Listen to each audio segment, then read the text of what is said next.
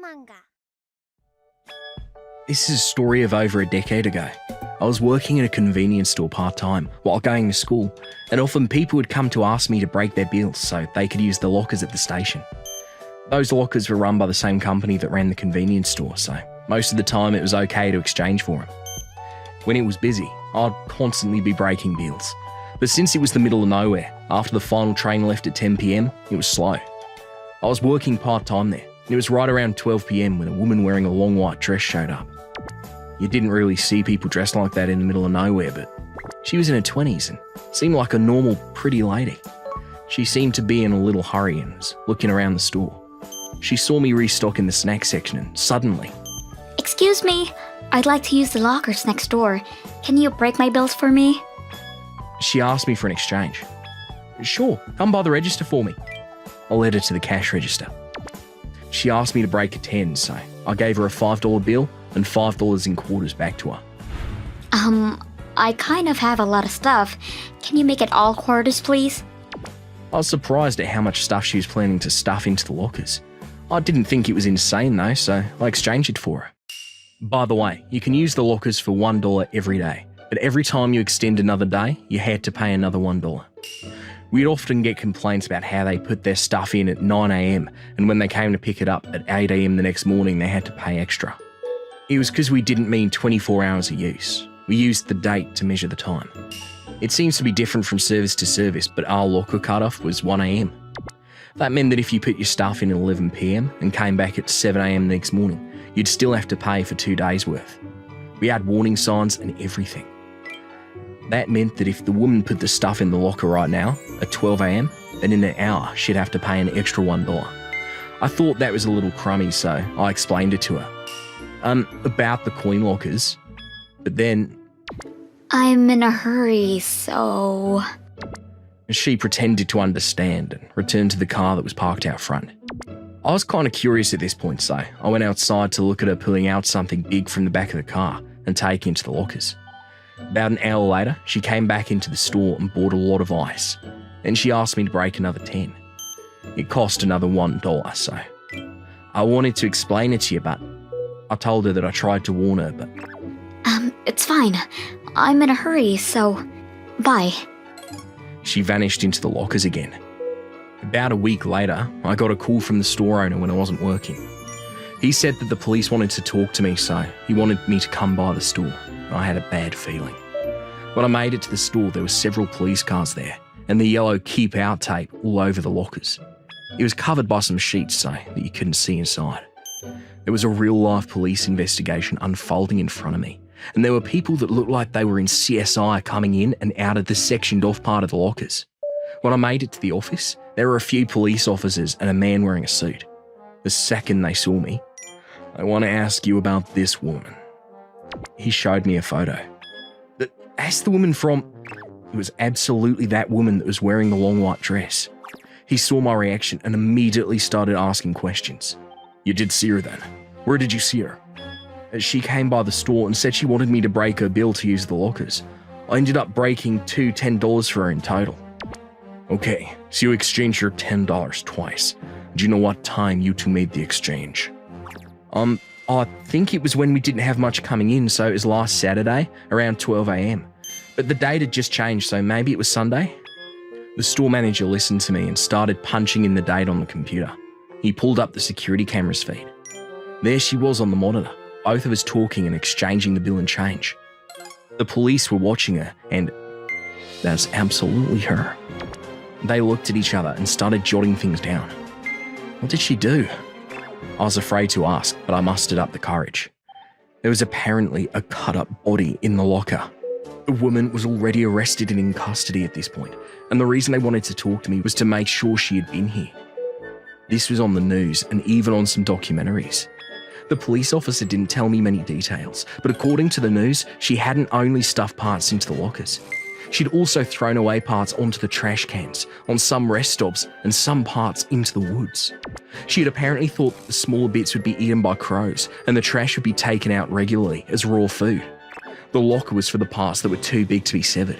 She was planning on coming back after work the following weekend to dig a hole to throw the parts away. This is what I heard from the store owner, but apparently the timing was not on her side. It was in the middle of summer and it was burning up outside. The smell was unbearable very quickly, and the store owner had received a complaint from a locker customer. He went to go check. He found multiple bags with parts inside, mixed with bags of melted ice. The bags smelled terrible, even when they weren't open, so he called the police immediately. The police showed up to open the bags, and the store manager couldn't help but vomit after smelling the bags being opened. Even a few months after that, the store manager said he could still smell the stench burned into his nose. It must have been a truly wretched stench. The woman was arrested shortly after the locker was opened. Her motive was because she hadn't been able to work things out with her boyfriend. After killing her boyfriend, she cut him up in the bathtub.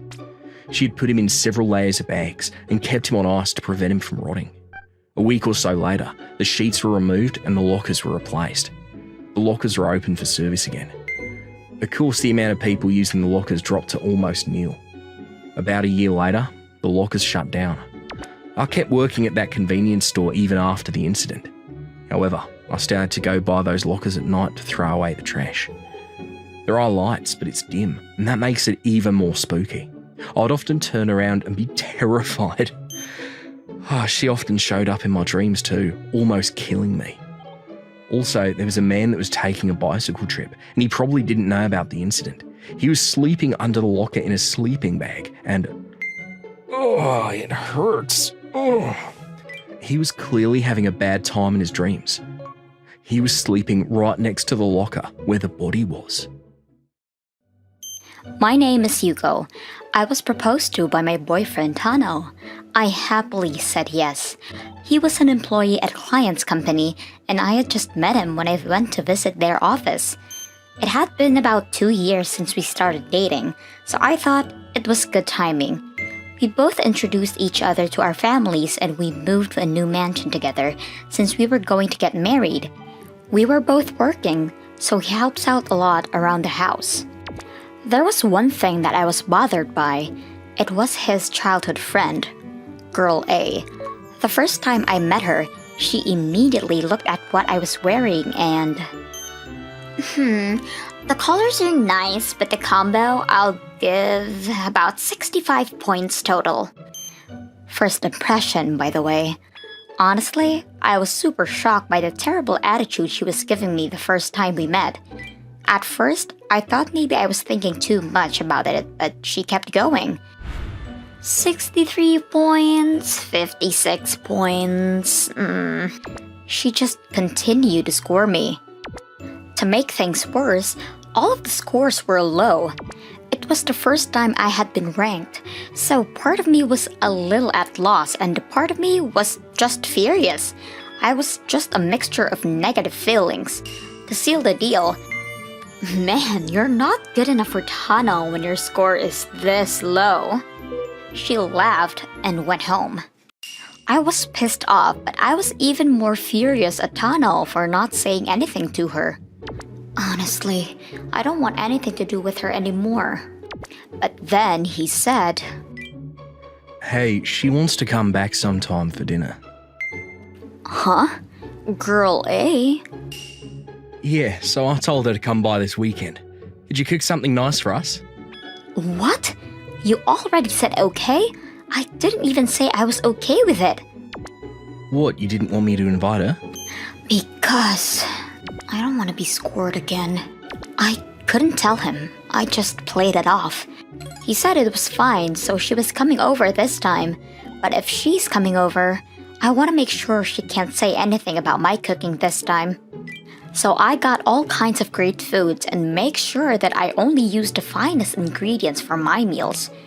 This should do it.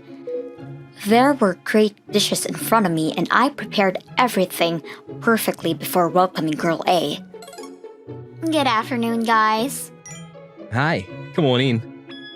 Wow, I didn't know you lived here. You're living the life. What about your husband? Does he know about dinner? It's fine. I just made him something random and left it. Then we walked into the living room and he said, Whoa, this looks really good. My favourites are here too. But she just glared at my food and didn't say anything. How about we eat, huh? Sorry if you don't like it. We started eating, and while we were eating, she only talked about the things that only her and Tano would understand. Oh yeah, the other day, Boy B. What? Really? Honestly, it's someone that I have no idea about, so I can't say anything, but he just keeps talking to her. I'm quiet, and he didn't care that I wasn't able to join in. What is this person doing? What the hell did she come here for? While I was eating, I could slowly feel myself becoming more blue. I worked so hard for this food. No thank you or no compliments. As dinner was finished and she was heading home, she got up and said, "The looks were good, but you were too focused on the looks that the flavor sucked, so you got a 48. Why the hell do I have to put up with this? I could feel my heart pounding out of rage, but I kept it in. Sorry. You really should study to be better. What the actual fuck? She went home, but I blew up. Excuse me? What is wrong with her? Does she have any idea how hard I worked to cook for everyone tonight? And what the hell was that score? Is she trying to taunt me? You don't have to be that mad. She's probably just trying to check you out since she's my childhood friend, you know? Besides, maybe you'll start working a little harder if she scores you, huh? What? You think that's what will motivate me? Why the hell do I have to deal with her looking down on me? I'm your fiancé, and she's just a childhood friend. And you don't cover for me at all. You don't care if she knocks me like that? No, I don't really care what she says about you. I was honestly at a loss for words. I was about to marry him, and he was okay with me being berated in front of him like that? I could feel myself growing distant from him every breath I took. I'm done. I thought that this wasn't going to work out anymore. Honestly, she's married too. Why the hell does she come between us anyway? As I was struggling to figure things out, he started talking to me about her again. Hey, she wants to come over again. You cool with that, right? Of course not. How can you not tell already? Oh, come on. She's like a sister to me. Don't be like that. If there was a scale and it was her or me, he probably wouldn't be able to choose. To me, that's all I was. I wasn't worth anything. Whatever. I'm not cooking again. Thanks. I'll let her know. I saw how happy he was talking to her, and I made a decision. That weekend... Good afternoon, I'm here again. She came in and immediately clung on to my husband before they got on the couch and started talking to each other. Oh, Yuko, I want to eat something. She hasn't made anything tonight. Oh, what? Hold on. She's a stay-at-home wife and she's not gonna cook? Wow, that's out of the question. You're gonna be like a solid 30 after that. Oh, come on. Don't drop her that low. While they were laughing, the doorbell rang. Huh? Who is it? Oh, I figured we could use more company, you know. I invited someone. There was a man that stood at the entrance. Tall, handsome, and great-looking. As soon as Tano saw him... Who is that man? Oh, he's an old friend of my brother, and he's always looked after me. Oh, I'm getting hungry though. Let's order something, huh? I ordered something to get by. He wasn't happy that Man C showed up and was glaring at him the whole time, but this was just the beginning. After the delivery showed up and we started eating, Man C opened his mouth. What kind of company do you work at? Oh, I work at Tanabata Inc. Oh, okay. Kind of small scale. What about your husband? Girl A, was it? Where does he work? Uh-huh. Oh, Company A. Huh. I see. Both you work at a small scale company, huh? I see both of them are pretty bland and boring, so I'd say objectively speaking, you guys get a 20. What the hell? How dare you rank someone you've only just met? Yeah, my husband isn't even here. What the hell, Yuko? Why'd you bring this guy? Oh, I'd love to say the exact same thing to the both of you. Imagine how it feels to be scored and ranked by someone you've only just met. What are you even mad about? You've been scoring me this whole time, girl A, and you've been totally fine with her doing it. You're not okay now that you're being ranked? I mean, you know. But this person is a stranger. Yeah, you're a complete stranger to me too.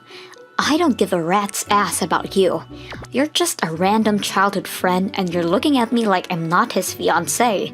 So yeah, I'm just gonna let you know now the engagement is off. What? Why? Are you serious right now?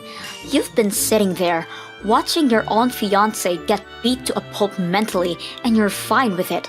In fact, you went along with it. I don't want to be with you for the rest of my life. I don't want to be with you for another second. I've already explained this to your parents, and both my parents and brother are fine with it. We're done. No, wait, hang on.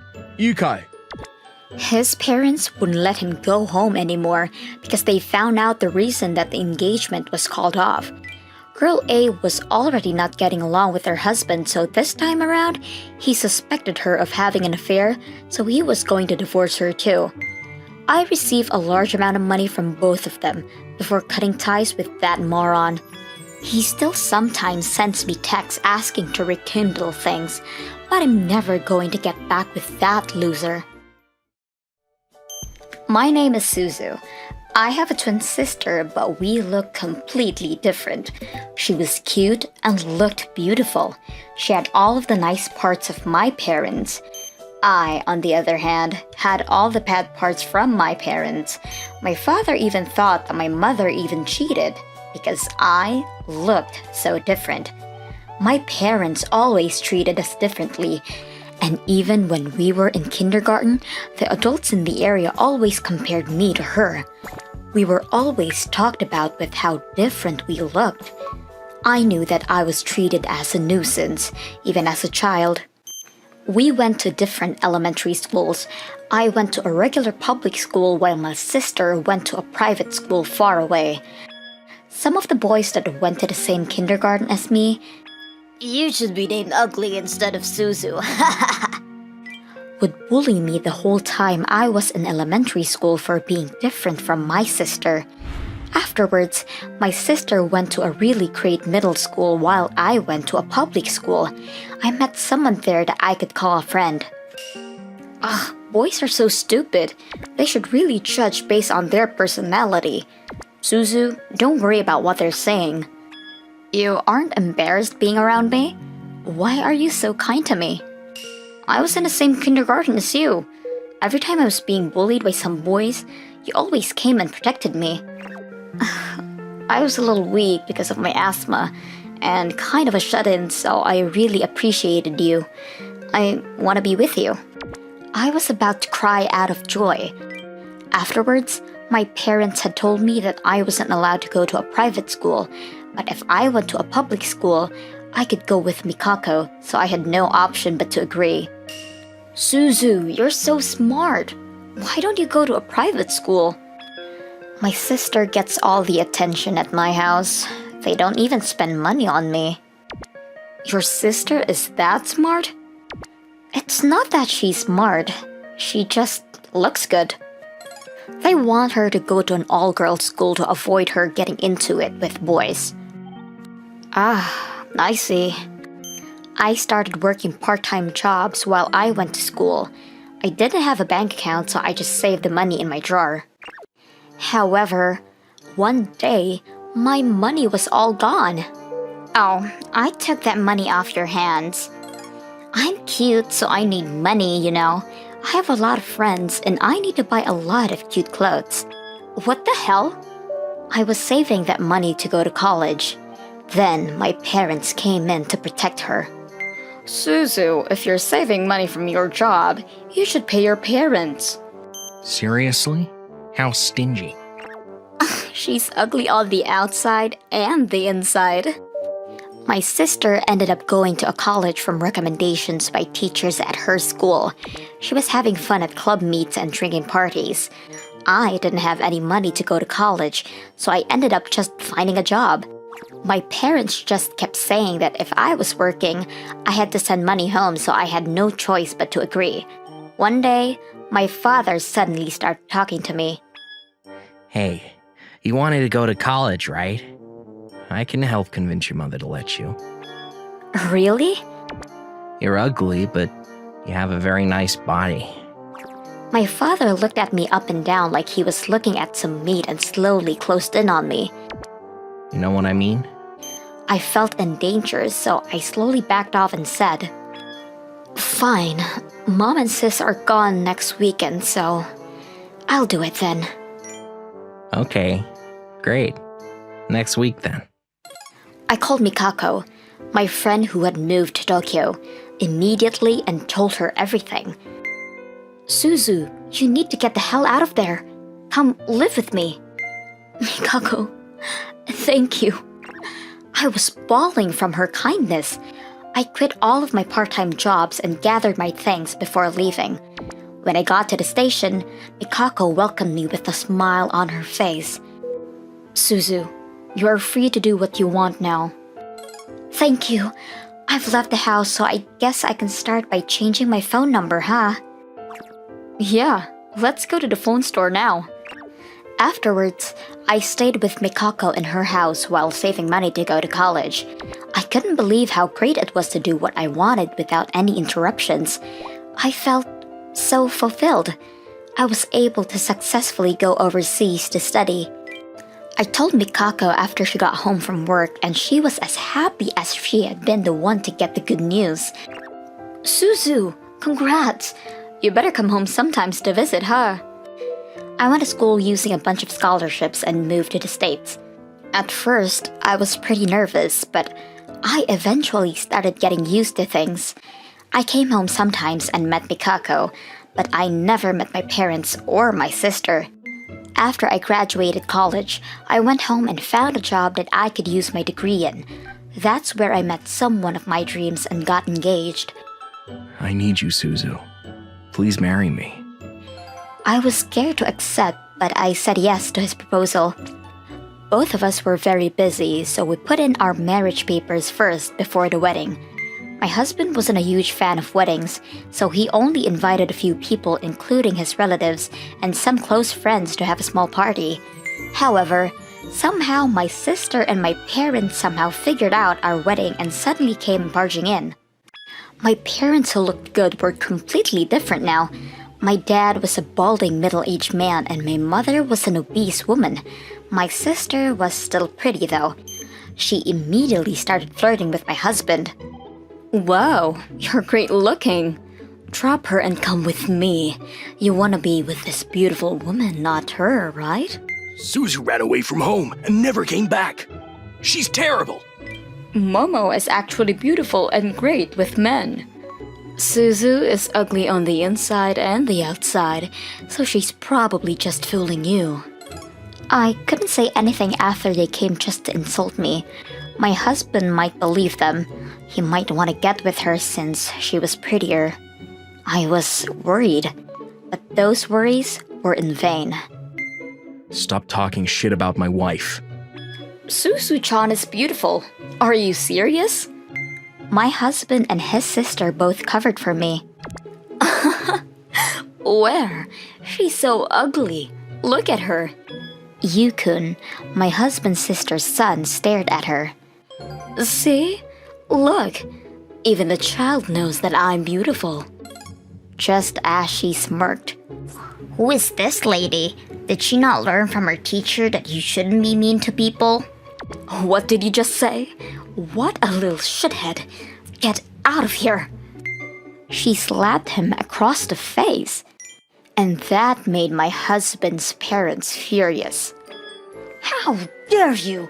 You will not lay a single finger on kids! Get out! You're not family at all. They chased them out of the wedding.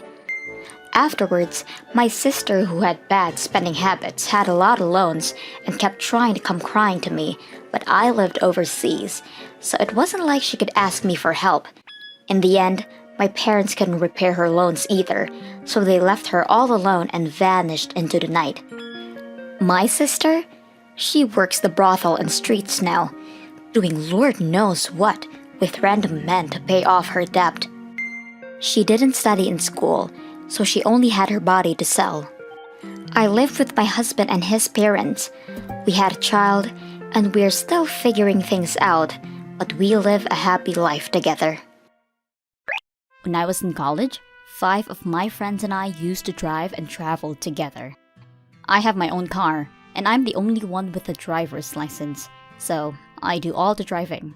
I didn't mind being the driver because I liked driving. When I filled up the gas in the morning, I picked everyone up at their house and refilled the gas on the way home, and my 4 friends split the cost of that. I was willing to give them a ride because of that arrangement, but then, one day, things took a turn. It was when we traveled far away. It was far away, so gasoline cost more. But Ako didn't like that. It's hard for the 4 of us to split the cost of this trip. Watashi, you should split the cost with us as well, she said. Then Biko immediately. That's not good. She takes her car out every time, and she drives on top of that. She backed me up, but Ako was not convinced. But you know, if you include the highway fare, wouldn't it be the same if we took the train? I appreciate the driving, but I still think Watashi gets more out of it if you think about it in terms of hourly wage. What do you mean? No one is benefiting from it. Watashi pays insurance and taxes on her car too, so there's money involved that you don't even see. And if you take 5 people on a long trip, the car will probably wear down, so if anything, Watashi's the one who's losing out. So we're just grateful that we only have to pay for gas. Everyone but Ako understood, like Biko, that it was expensive and difficult just to have a car. By the way, it was also Biko who suggested paying for the gas by splitting the cost, except for me.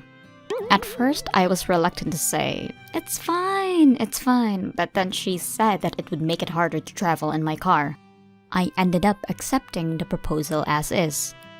After that, everyone said various things to Ako, but she kept repeating. But... And? Because... You have to drive with a lot of caution when you drive long distances with a lot of people in the car. And we all went on a trip together to relax, but she kept nagging, and by the end of the trip I was tired. And to be honest, it was annoying and frustrating. I don't want this to happen in the future, so I decided to make it clear that this wasn't going to work. Okay, then we'll split the gas money among the 5 of us. What? No, we can't! It's fine. It's fine. In exchange, I won't let Ako in my car anymore. What? What? We don't need your share for short trips, and the 4 of us will split as usual, so let me ride. I'm just asking because I didn't realize how much gas it would cost for a long drive this time. I don't like that, because it's not clear what you would consider a short trip. Pay or don't ride. 2 options. Okay, I'll pay. Ako was very reluctant to pay, but eventually she agreed and then paid me. After that, we decided to go on another trip to a distant place. However, this time, when we were planning the trip, I asked Ako again about the cost of gasoline. This time we're going farther than before, so it's going to cost more for gas. We're not going to ask Watashi to pay for it, so the 4 of us will split the cost. What? Why don't we take the train then? Wouldn't that be cheaper? I checked, and it's basically the same. Besides, it's no fun to go straight to a destination by train. Isn't it fun to stop along the way and take various detours? Well, that's true, but... What are you going to do? Are you going by car? If gas is too expensive, why don't we do it some other time nearby? No pressure. Okay, I'll go. So we ended up going on another trip with the 5 of us, with Akko. When it came time to pay for the gas on the way home, Akko started to complain again. I'm still not convinced. You don't have to split it, but shouldn't you at least put a little bit in, Watashi? I was so upset when she said that. Then, Akko, you won't have to pay a penny this time.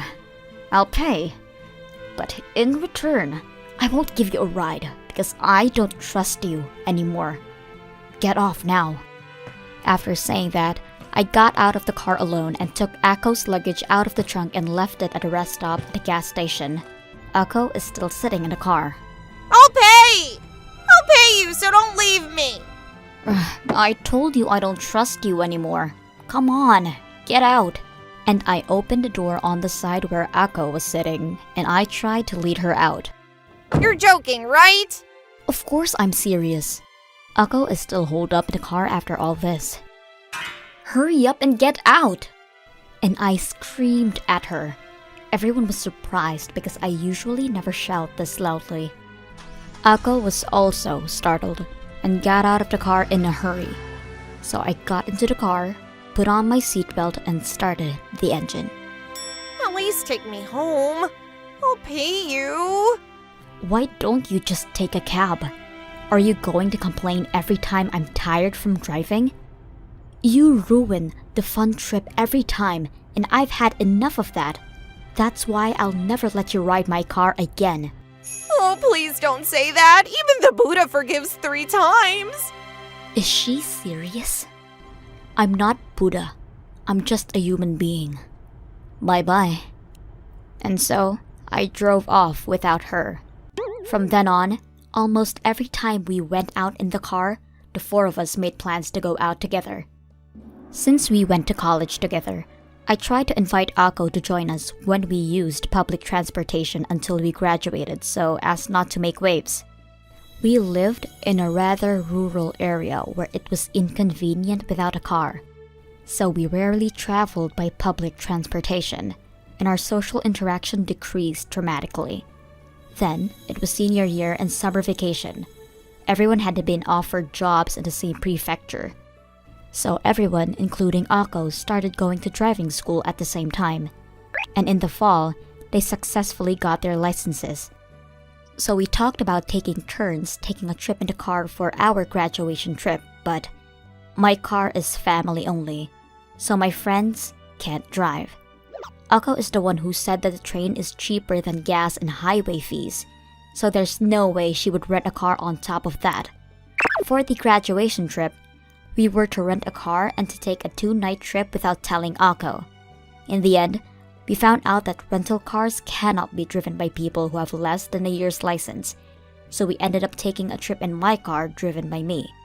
After graduation, Akko, Wanna go on a trip once in a while? I'll drive too. She invited us from time to time.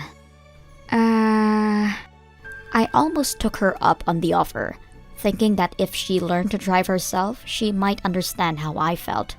But in the end, I reconsidered and said no, because people who don't pay for gas or are inconsiderate to drivers are often inconsiderate in their daily lives as well.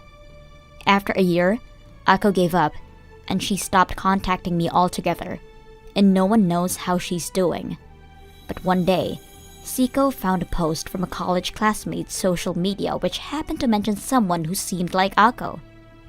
I went on a trip with a friend and we got cheated out of the gas money, on top of being nagged, so I had the worst time. Something like that was written. It had a few photos with Akko before that post, so it was definitely about her. Biko and I thought how nothing has changed with her. Not long after that post, Akko contacted me for the first time in a while. I don't want to see someone who has no manners. Send. I told her clearly, and we have been traveling with the 4 of us since then. Yumi and I started talking about marriage since we had been dating a few years. She accepted my proposal and we had our parents greet each other as well. Yumi's grandmother suggested we put in our wedding papers quickly. We had moved a little too quick. We couldn't find a place to live. We really moved too quickly. True, but we're already married. We're husband and wife. We were so in love and felt like we would have our wedding real soon. A few months later, we found a nice place. We finally found one, I said to Yumi, expecting a joyous response. However, she seemed a little upset. Yeah, What's wrong? Did something happen? I have something important to talk to you about. She said, looking down. I thought it was that she didn't like the room I suggested. Maybe she fell out of love with me while we were living apart. I was thinking of all the worst things in my mind. My wife suddenly raised her head. I was cheating on you. What? I was shocked, and she looked refreshed. I was continuously shocked by the words that followed. Oh, but don't worry about it. I broke up with him yesterday. You're my only one now. I thought I'd keep it from you, but we're married, so we can't keep secrets. Are you being serious? She looked like she was so proud of herself for being loyal. It was gross. Yumi, clearly not feeling any guilt from the fact she was having an affair, tried to end the conversation as abruptly as she had started it. Let's not hide anything going forward. All right, that's it for this subject. I was a little slow to understand what was going on and stared at her for a while before I said something back with furious rage. What the hell are you talking about? We're not over this subject. You need to get your head checked. Yumi looked over, seriously surprised. I said it was over. Why are you so mad? You ended it yesterday? What the hell, this whole time? How many times did you sleep with him while we were living apart?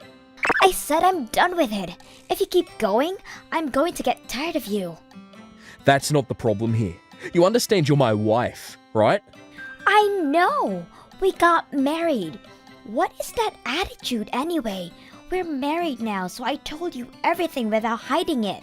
This girl must be thinking I'm an idiot. I thought that I could finally live with Yumi. This was too shocking for me to stay cool, calm, and collected. However, Yumi clearly messed up in the head. Wait, Tano, listen to me.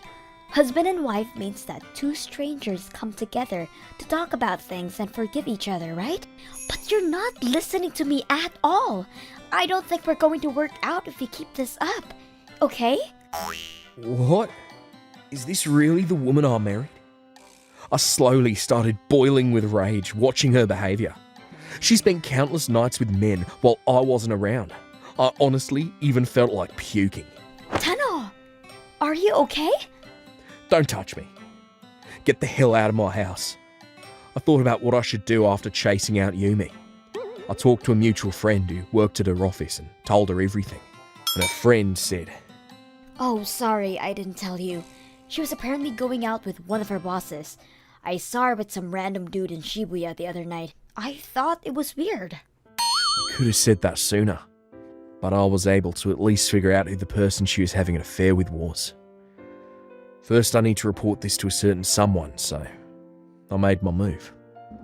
That whole time, Yumi had called and texted me an upward of 300 times, but I ignored her and called her parents. She must be there. What's going on, Mr. Tano? She just came home out of the blue. Apparently, Yumi hadn't explained anything to her parents. Did she tell you anything at all? No, nothing out of the normal. Okay, I'll go over right now. Let me explain everything once I get there. I took Yumi's stuff from my house and headed to her parents' place. When I got there, her parents welcomed me in. Yumi and her father were both in the room. So, what happened, Tano? Her mother-in-law asked me so. I'll just be frank with you. Your daughter said that she was having an affair up until yesterday. I'm going to get a divorce, of course. And then Yumi said, No! What are you talking about? We were done with that conversation. I don't know why she was crying. I honestly couldn't feel the least bit of sympathy for her. This must be some kind of mistake. Please look at these texts and messages. I handed my phone to a trembling mother-in-law. As they confirmed what had happened, the mum collapsed crying and the father was furious. Do you understand what you've done? You apologize. Beg for forgiveness. He continued to berate her. I was aware of the hell that had just spawned in front of me. Let's talk about our divorce. It calmed everyone down to bring our conversation back to the topic at hand. Then Yumi, screaming. I don't believe you divorced me over this. You're telling me I shouldn't have told you the truth and been honest with you? Just kept it to myself? Forever? She ignored the fact that she had cheated and gotten mad at me. I was done. Shut the hell up, you bitch. You think it's fine as long as you don't say anything? Husband and wife should talk to each other. Are you stupid? I don't have any love or trust in you. I don't want to see you. She finally realised what she had done and was trembling in fear of me. I was cheating on you, but I told you the truth, so forgive me? What's wrong with you? What would you do if I did the same thing to you? And you realised that your partner had a family? You piece of shit. What are you talking about? This conversation is over. How can you smile? I was just bluffing when I pretended to know that he had a family, but apparently I was right. Why are you... What? Suing? Whatever. I'm going to get a divorce and I'm going to be suing you and your partner. So you better be ready. I was in front of her parents, but I didn't care anymore. It was obvious that they were extremely angry at her. Later on, I called up her affair, as I said, and we all started talking about our divorce and the terms. The man. I'm so sorry. He apologised, but I wasn't planning on just saying it's okay. If you can't pay me $50,000 in damages, I'm going to take you to court so you won't be able to hide it from your work or family. He looked shocked and upset. Oh, okay, he replied quietly. I came out victorious and immediately had them sign the contracts. Next up was Yumi, but we just couldn't get anything that made sense out of her, so we spoke with the parents and had everything settled. I'm not going to let this go. Yumi was borderline insane, so I made sure that I put in a restraining order. If she broke the restraining order, she would be fined $1,000. Surprise, surprise, she showed up at my house 3 times after that. She was forced to pay the fine, and then she suddenly stopped showing up. Apparently, her parents had basically confined her to her room. She had an affair and apologised like she had eaten my last fry. I seriously am actually a little terrified of her. If I hadn't divorced her, I'd be living life with a woman who thought it'd be fine if she just told the truth about everything. Yeah, no, that's not okay. I withdrew myself from the house that we were supposed to move into, and currently, I live in a quiet but peaceful place in the town over. Yumi talks about how she still loves me, but I'm never going to deal with her for the rest of my life again. My name is Nanako, and I'm 28 years old. My parents are farmers, and they gave me their blessing on one condition. I take over the farm. That's why I currently live near my parents' farm with my husband Takashi and my daughter Mai. My husband and my parents get along really well, and he works very hard at the farm. But there's one time that I really don't like things. It's when I go back to his family during New Year's. This year, I was pretty upset before heading to his parents' place. I'm home, Mom. You're late. It's already the evening.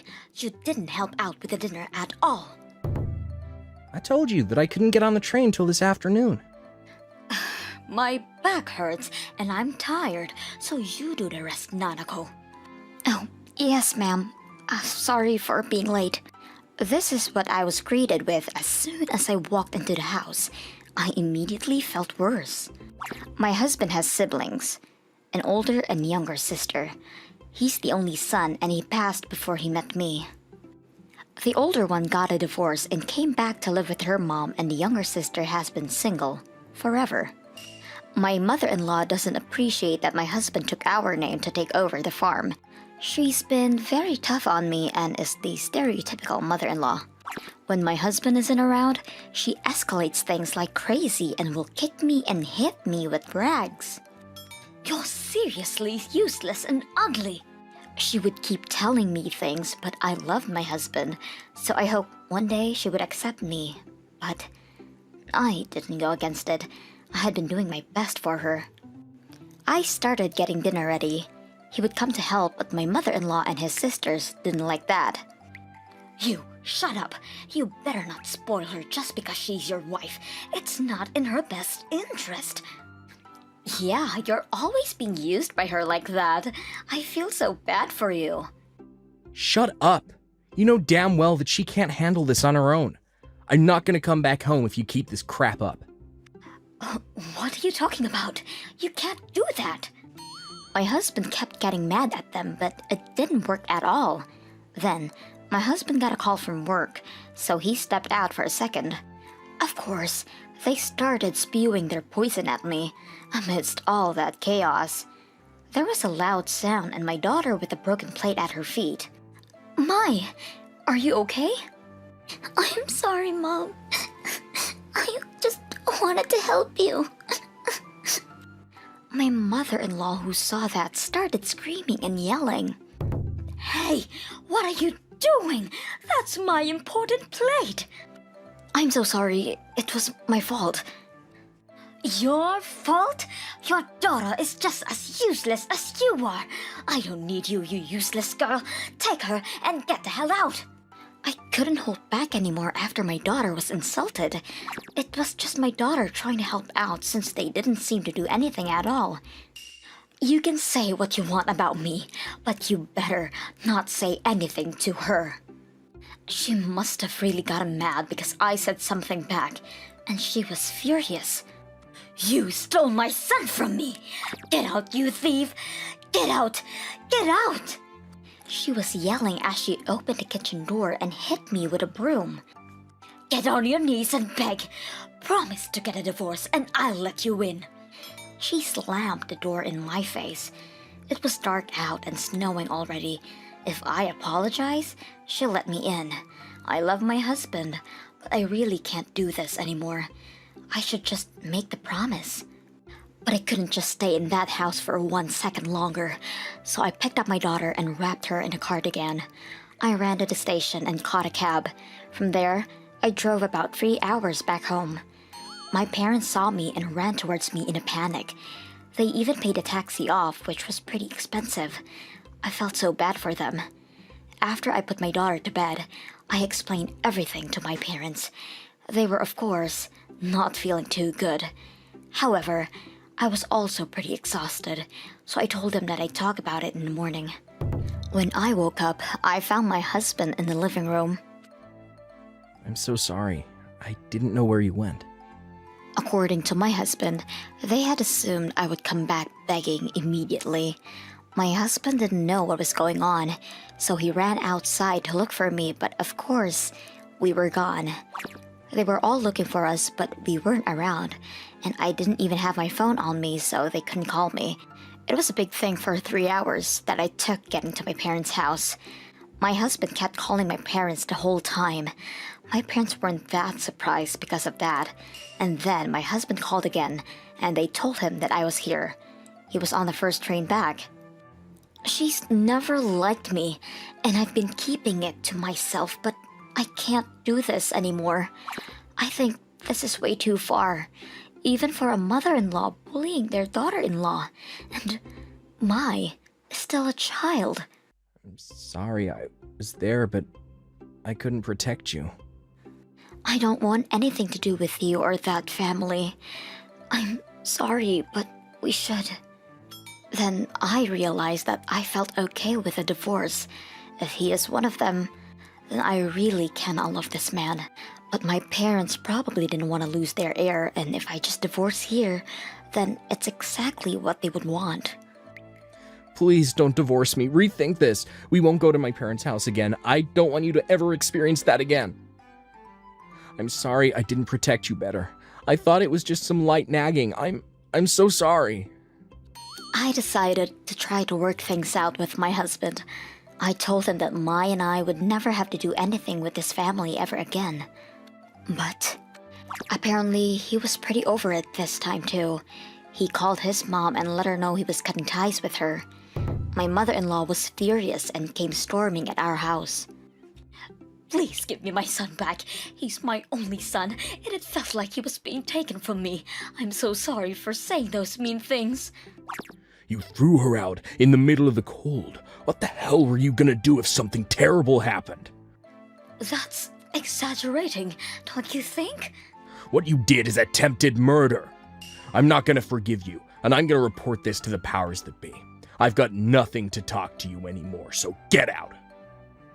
Mom, please don't destroy my happiness. I'm not going back to that house anymore. I'm never going to see you again. Go home. She was bawling after he told her that. We spoke to a lawyer and we were preparing to sue them, but because my sister-in-law was getting remarried, they came with money for a settlement. I was going to tell them to go away, but honestly, I was busy with the farm work too, so I decided to accept the settlement. But when we let the future husband know about what was going on, the marriage was called off. He must have been really worried after finding out that I was considering suing the mom. I figured they would come here up in arms, but that never happened. My husband used to send money back home, but he stopped that too. They ran out of money, so they are all working part-time jobs, so they don't have time to storm our house.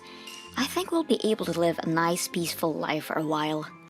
I used to work for a small company with about 10 employees, but it was now what we call a black company, and overtime was the norm every day. And there was no overtime pay. Lunch breaks were only a few minutes long, and the number of days off were so different from the job description that it was terrible.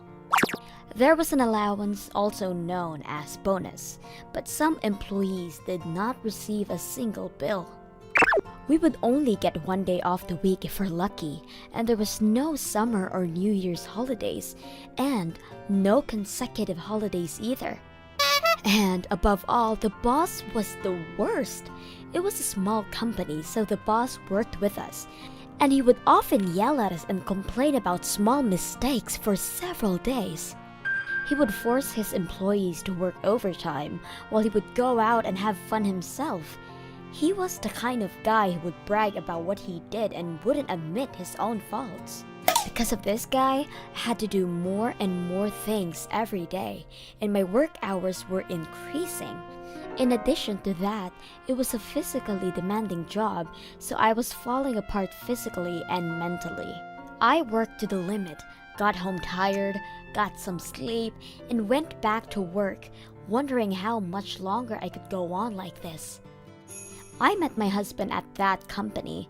My husband was the same age as me, but he was my senior who joined the company a year ahead of me.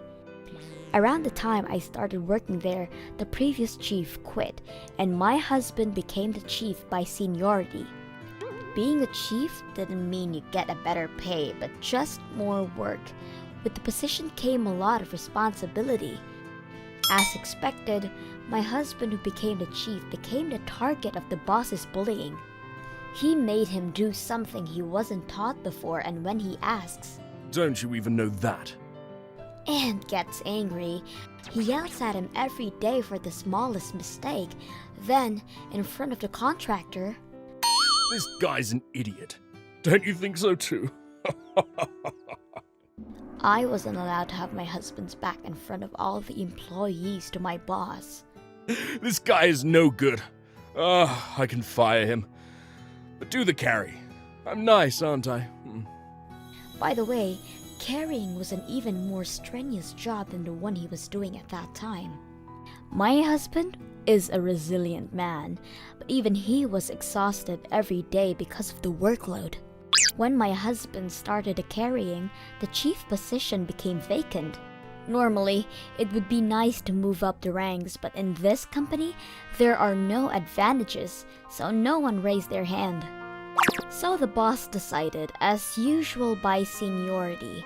After my husband left his chief position, I became the next chief. As I had expected, the number of things I had to do was gradually increasing and I couldn't keep up with it. I was the boss's next target, who blamed me for the things like poor sales and even for the customer disputes. I was tired of my boss's behavior, humiliating me for every second, every small mistake, blaming me for everything. "What? You got something you want to say? Say it. Come on. Come on. I can't hear. Come on." That's why you're an idiot. He scoffed at me. I can say anything when he scoffed at me like that because he was the boss and a man at that. Apparently, it's been a really long time since a woman became a chief, and after that, I was made fun of by the boss all the time. It was so hard that I wondered how my husband was working through this. But I did my best. But the harder I worked, the more things I was in charge of. I started doing everything, so the boss got carried away and started adding more and more work. But there's a limit to the amount of work one person can take on. Of course, I tried to do as much as I could, but there were times when it was beyond my capacity. As if in anticipation, the boss came and yelled, and then tormented me. Naturally, my husband, who wasn't amused that I was being harassed, was angry. Then we talked together and my husband and I decided to take revenge. The next day, we started planning our revenge together, and on the day of executing it, the revenge that my husband and I did was quitting the company. We could have sued the company for harassment, but they were a company, and there was a possibility that we wouldn't win with a good lawyer. So we thought of a quicker revenge plan. I'll never forget the look on the president's face when we told him we were both quitting. He didn't even know we were dating. We are getting married. And in doing so, we are quitting. Because it's tough with the salary here. We both said. From the boss's point of view, it didn't matter to him that we were gone. He must have thought that if he brought in the new employees and trained them, nothing would interfere with business operations. The boss snickers and... Go ahead. I guess I'll just be the one to be happy when you two are gone.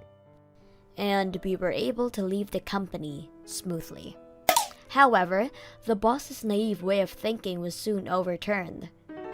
First of all, the physical work that my husband was doing was very tough, and nobody could do it, much less of a female employee.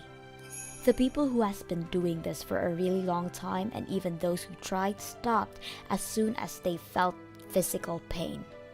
Thanks to this, there was no one left to take charge of the job, and the boss got impatient and did it himself, but the job was so hard that he stopped after one day. The work was not getting done because of that, and the contractors complained. And to the work I was doing, the boss said he could have someone else do it, but it was something other employees could learn quickly, and surely not something a rookie can do. And the boss can't even teach the new employees because of his personality. The only thing he can do is yell at them, and apparently the remaining employees were splitting the work up because it was something they could do. They also have to take care of the newcomers, so they don't have enough manpower at all, and the boss can't mentor the newcomers after all. Furthermore, the work my husband was doing wasn't progressing at all, delaying the deliveries and causing a vicious circle where employees were lost since they had to respond to complaints from the vendors. This caused even more overtime work than before, less sales and a smaller bonus, which was already a drop in the bucket. The company was now heavily in debt. The word from the vendors were terrible. They're not getting any more work, and the company seems to be in dire straits in no time. By the way, this is what the remaining employee told me, and that employee also quit a short time afterwards. The employees who had lost patience sued the company for power harassment as if they were adding on to the blow. Following in their steps, more and more employees filed suit against the boss.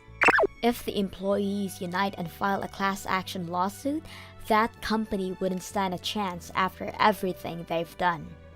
And shortly after my husband and I left the company, we heard that our former workplace went under. Of course, the president of the company will now spend the rest of his life with a lot of debt, and the industry will have blacklisted him, so he won't be able to come back. They got what they deserved. By the way, my husband and I started working again, albeit for different companies. This company rarely has overtime work, and even if we do, we get paid properly. That's the standard in society. But we were so happy that we hugged each other. And although we take turns taking days off, we're able to take it. And we can take the summer holidays and New Year's vacations if we want to. We were able to take time off to accommodate each other's schedules. After that, my husband and I sued the boss. I was so worried that it would be difficult to win against him in court because there was no evidence of power harassment or his awful words. But we were able to use the overtime work and days off as proof and decided to sue. After that, we were both able to receive the full payments for unpaid salary. We had a rough time with that boss, but I'll never forget the last look on his face when he lost everything. Thank you for watching all the way to the end. What did you think of today's episode? Leave a comment and let me know your thoughts on today's story. And if you enjoyed it, don't forget to like and subscribe.